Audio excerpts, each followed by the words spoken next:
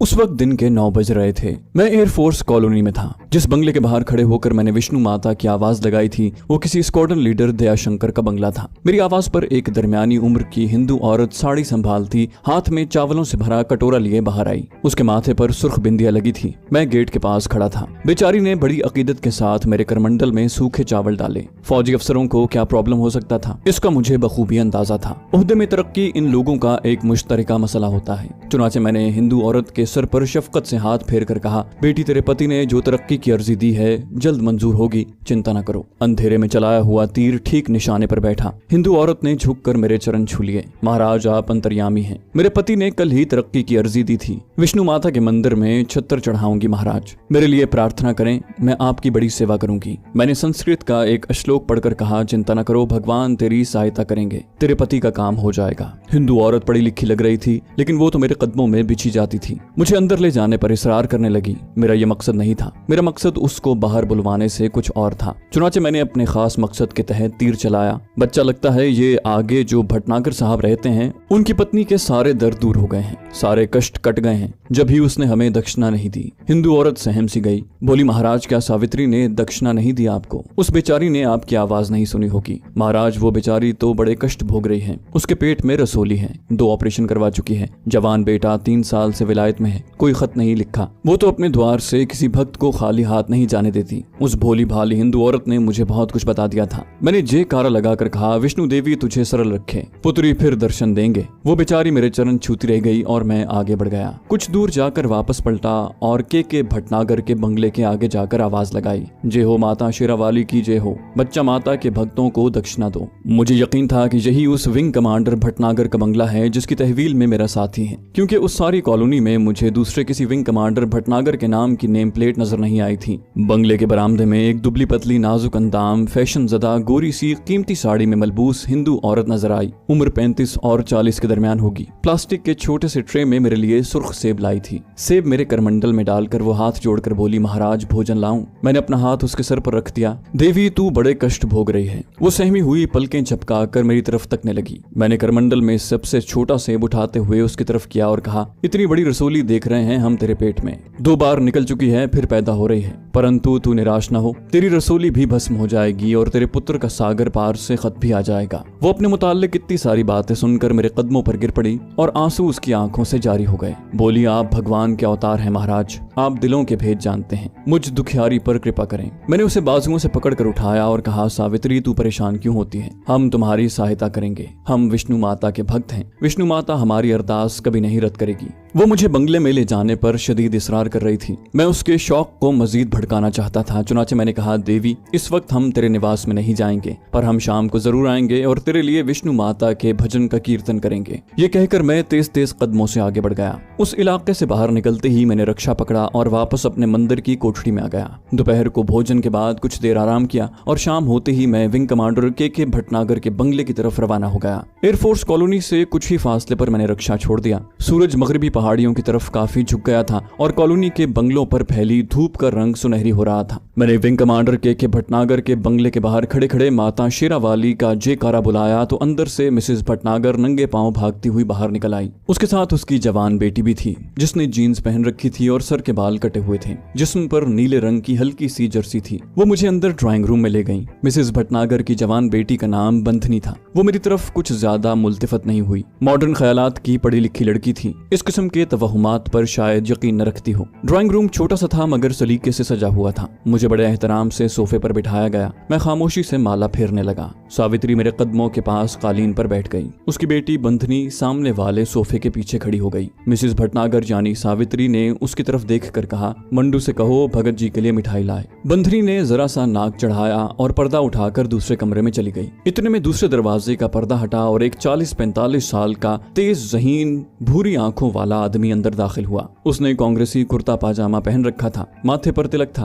कांधे पर कश्मीरी शॉल थी। रंग सांवला और शाने चौड़े थे। सरगंजा और कनपटियों पर मौजूद बालों में सफेदी आ रही थी। सावित्री उसे देखकर उठ खड़ी हुई। भटनागर जी यही वो भक्त हैं जिनके बारे में मैंने आपको बताया था। ये विंग कमांडर भटनागर था। अगरचे वो मजहबी आदमी था, ये बात उसके तिलक से जाहिर थी, और विष्णु माता का दास भी था, मगर आखिर अंग्रेजी तालीम याफ्ता था। विंग कमांडर था। उसने कुछ ज्यादा अकीदत का इजहार न किया, बस यूं ही सरसरी तौर तौर पर हाथ के इशारे से उसके नमस्कार का जवाब दिया और बोला, बेटे तुम्हारे घर पर मंगल और शनिचर का असर हो गया है। शनि का साया गहरा है। हम तपस्या करेंगे, तेरे घर से शनि और मंगल का स्याह दूर हो जाएगा और तेरे परशुत्तम का सागर पार से भी खता जाएगा। अपने बेटे का सुनकर भटनागर संजीदा हो गया। आखिर बाप था एक जवान बेटे का। कहने लगा, महाराज मैं शनि मंगल को नहीं मानता, पर आप भले लोग हैं, भक्त हैं, भगवान से हमारे लिए प्रार्थना करें। मैंने देखा कि उसकी बीवी सावित्री इशारों से उसे मना कर रही थी कि वो जबान से ऐसे लफ्ज न निकाले जिससे मेरी दिल आजारी हो। नौकर मिठाई का थाल लेकर आ गया। सावित्री ने खुद मिठाई मेरे आगे रखी। मैंने बर्फी का एक टुकड़ा उठाकर सावित्री के खावंद विंग कमांडर भटनागर की तरफ बढ़ाया। बच्चा इसे खा जा, भगवान भला करेगा। वो कुछ हिचकिचाया मगर अपनी बीवी के इशारे पर बर्फी लेकर खाने लगा। दूसरा टुकड़ा मैंने उसकी बेटी बंधनी को दिया। उसने दूर ही से हाथ हिलाकर कहा, नहीं नहीं महाराज धन्यवाद, मैं मीठा नहीं खाती। सावित्री ने उसे भी डांटा तो उसने भी बर्फी का टुकड़ा ले लिया मगर खाया नहीं। उसे लेकर दूसरे कमरे में चली गई, जहां जाकर जाहिर है उसने फेंक दिया होगा। विंग कमांडर भटनागर भी कुछ बेजार सा होकर उठा और बोला, सावित्री मैं जरा सैर करने जा रहा हूँ। वो ड्राइंग रूम से निकल गया। मैं और सावित्री अकेले रह गए। मुझे विंग कमांडर भटनागर पर असर डालने की अशद जरूरत थी। सावित्री का मेरे कदमों में बिछ जाने से कोई फायदा नहीं था।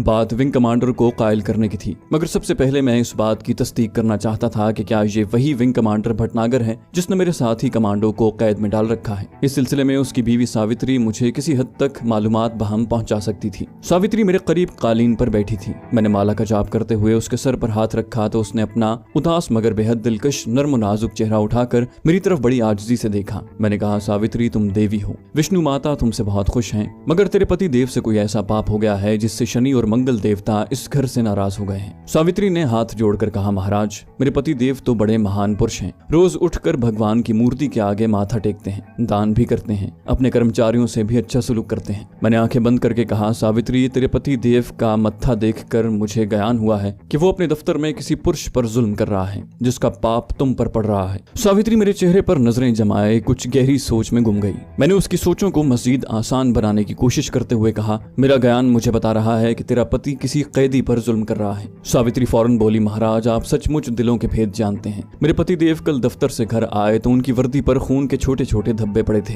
मैंने पूछा तो उन्होंने बताया कि एक पाकिस्तानी जासूस से पूछगिछ करते हुए उन्होंने उसके माथे पर जोर से बेद मारा तो खून के छींटे वर्दी पर पड़ गए। परंतु महाराज ये तो उनकी ड्यूटी होती है। मैंने सावित्री के सर पर एक बार फिर हाथ फेरते हुए कहा, पुत्री चाहे ड्यूटी ही क्यों ना हो और चाहे वो शख्स कोई दुश्मन ही क्यों ना हो, पर भगवान के सामने सब इंसान बराबर हैं। तेरे पति ने एक जीव आत्मा पर जुल्म किया है, इसलिए मंगल और शनि तुमसे नाराज हैं। सावित्री ने मेरे पांव पकड़ लिए, महाराज उन्हें मना कर दूंगी। मैंने फौरन सावित्री का हाथ पकड़ लिया और कहा, अगर तुमने ये बात अपने पति देव को बता दी तो याद रखना मंगल और शनि तेरे घर को तबाह कर देंगे। तेरे बच्चे परशुत्तम को यमराज मार डालेगा और तेरी रसोली तेरे पेट में फट जाएगी। खबरदार, जो बातें मैंने तुमसे की हैं उनका जिक्र हरगिज किसी से न करना। हाँ, मैं मंगल और शनि को अपनी प्रार्थना और तपस्या से खुद ही राजी कर लूंगा। मेरे हाथ को पकड़कर वादा करो कि तुम इसका जिक्र किसी से नहीं करोगी। सावित्री ने मेरा हाथ थाम कर कपकपाते हुए होंठों से कहा, महाराज मैं प्रतिज्ञा करती हूँ कि ये बात किसी को नहीं बताऊंगी। मैंने सावित्री के कांधे पर हाथ रखकर कहा, शाबाश बच्ची, ये देवी देवताओं के मामले हैं, ये उनके राज हैं। हमने ये भेद खोल दिए तो हम बर्बाद हो जाएंगे, हम पर उनका श्राप नाजिल होगा। सावित्री ने मेरे पांव पकड़कर कहा, महाराज मेरे घर को बर्बादी से बचा लें, मेरा परशुत्तम वापस घर आ जाए, मेरी बीमारी दूर हो जाए। मैंने मिठाई का टुकड़ा उस हसीन और दिलकश हिंदू औरत के मुंह में डालकर कहा, मुंह मीठा करो,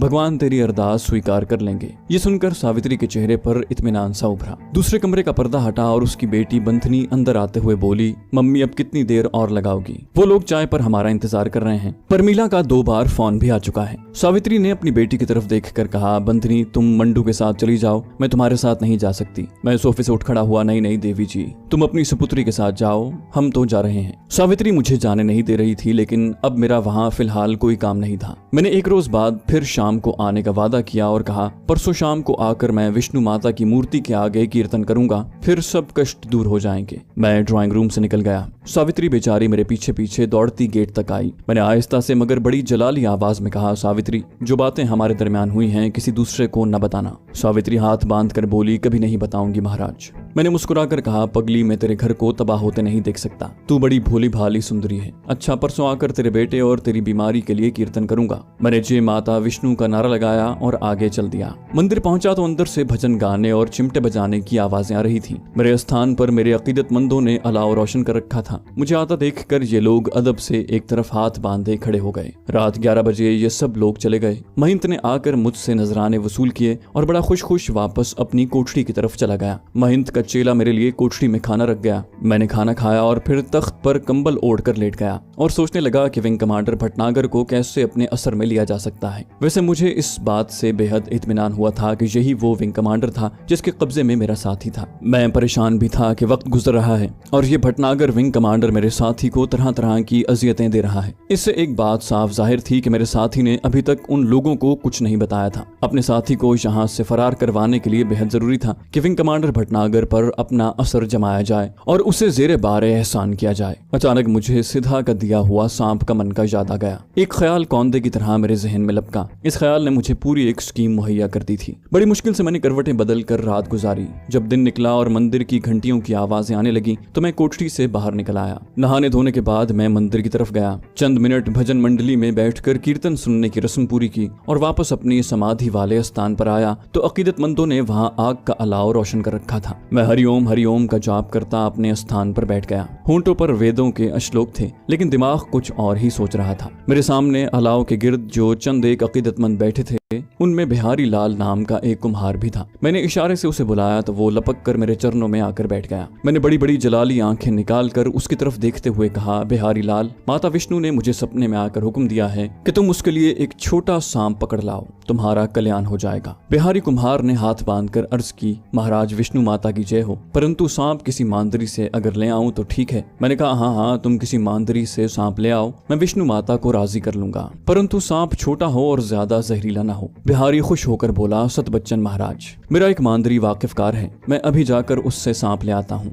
मैंने उसे ताकीद की, इसका जिक्र किसी से न करना वरना सब कुछ भस्म हो जाएगा। बिहारी कानों पर हाथ लगाता हुआ बोला, हरगिज नहीं करूंगा महाराज। मैंने कहा, सांप छोटा हो और उसका जहर निकाला हुआ भी न हो, और सुनो, उसे छोटी सी डिब्बिया में बंद करके लाना। जाओ, तुम्हारा कल्याण होगा। बिहारी लाल उठकर चला गया और फिर मैंने कदरे बुलंद आवाज में अश्लोकों का जाप शुरू कर दिया। अकीदतमंद मर्द और औरतें मंदिर में माथा टेकने के बाद मेरे स्थान पर आकर चरण छूकर फल फूल और रुपए बतौर नजर रखती जा रही थी। करेंसी नोट के नजरानों में से आधी रकम रात को महंत ले लेता था और आधी मैं अपने पास रख लेता। मेरे पास 2-4 दिनों में ही 300-350 रुपए जमा हो गए थे जो मैंने संभाल कर रख लिए थे। कोई 1 घंटे बाद बिहारी लाल वापस आ गया। उसने मेरे चरण छूते हुए टीन की एक चौकोर डिब्बी जिसके ढक्कन पर सुराख थे मेरे पांव के करीब रख दी और आहिस्ता से कहा, महाराज, सांप डिब्बी में बंद है, जैसा आपने कहा था वैसा ही सांप लाया हूँ। मैंने बिहारी लाल के सर पर हाथ रखकर कहा, तेरा कल्याण होगा बच्चा। बिहारी लाल सर झुकाए उल्टे कदमों अपनी जगह पर जाकर बैठ गया। बाकी का वो दिन और दूसरा दिन मैंने बड़ी मुश्किल से काटा। मैं वादे के मुताबिक ही विंग कमांडर भटनागर के बंगले पर जाना चाहता था। दूसरे दिन शाम को मैंने सिधा का सांप का मनका निकाल कर देखा। उस वक्त मेरा दिल उस स्याह फाम और जामनी रंग के होंठों वाली फुनकारती तमिल दोशीजा की मोहब्बत से लबरेज हो गया। मैंने सांप को डिब्बी में से निकाल कर नहीं देखा था। डिब्बी का साइज छोटी साबुनदानी जितना था। डिब्बी को मैंने अपने झोले की बजाय सांप के मनके के साथ अपने खद्दर के लंबे कुर्ते की जेब में रख लिया और शाम होने से जरा पहले एयरफोर्स कॉलोनी की तरफ चल पड़ा।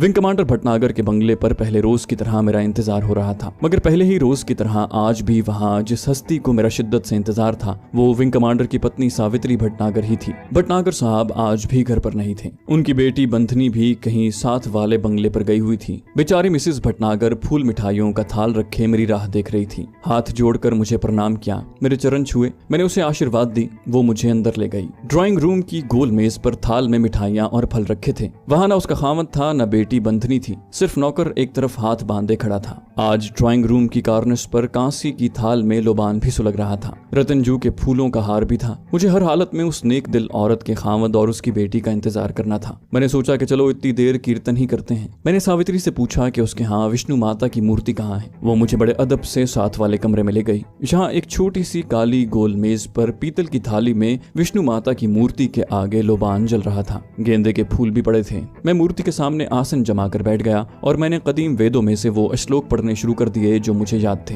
कुछ देर श्लोक पढ़ने के बाद मैंने थाली में से गेंदे का एक फूल उठाकर सावित्री को दिया, जो मेरे करीब ही दो जानू होकर बैठी थी। उसने हाथ जोड़ रखे थे। फूल को उसने चूम कर आंखों से लगाया। मैंने कहा, देवी माता विष्णु भगवान कृष्ण की भक्तनी है। इसमें तुझे भगवान की भक्ति और प्रेम का जो रूप नजर आ रहा है वही तेरी सहायता करेगा और तेरे दुखों को दूर कर देगा। तेरी बीमारी भी कट जाएगी और तेरे घर पर से मंगल शनि का साया भी दूर हो जाएगा। मंगल शनिचर को दान करना मत भूलना, भगवान तुझ पर कृपा करेगा। मैं मजीद कुछ देर वहां से बैठा मुंह ही मुंह में श्लोक पढ़ता रहा। मेरे कान बाहर घंटी पर लगे थे कि कब उस औरत का खामद और बेटी घर में दाखिल होती है। मुझे पौन घंटा लग गया। मैं ड्राइंग रूम में आकर सोफे पर बैठ गया, थोड़ी सी मिठाई खाई। सावित्री खुद मेरे लिए चाय बनाकर ले आई। मैं चाय पी रहा था कि उसके खामद विंग कमांडर भटनागर कमरे में दाखिल हुआ। उसने रस्मी तौर पर मुझे हाथ जोड़कर प्रणाम किया और साथ वाले कमरे में चला गया। मैंने झुककर सावित्री से पूछा कि उसने कल वाली बात का जिक्र अपने पति से तो नहीं किया। उसने कानों पर हाथ लगाए और बोली, हरगिज नहीं महाराज, मैं अपना घर बर्बाद नहीं कर सकती। मैं मरते दम तक आपकी इच्छा का पालन करूंगी।